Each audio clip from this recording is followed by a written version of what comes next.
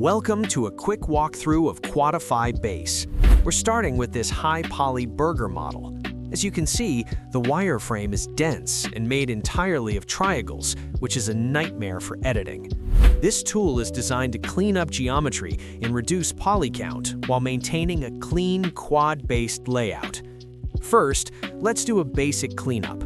By clicking Convert to Quads, the tool merges those triangles into cleaner four-sided polygons. You can adjust the angle limit if your model has sharp edges.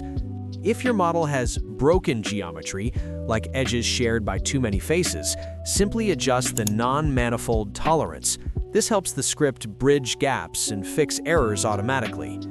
Now for the heavy lifting. Look at the poly reduction section. It shows your initial face count and calculates your target in real time.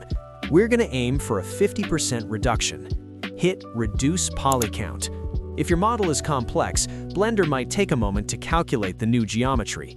This is normal. The script is decimating the mesh and re-quadifying it simultaneously. There we go. The model is now 50% lighter, but the quad flow is still preserved.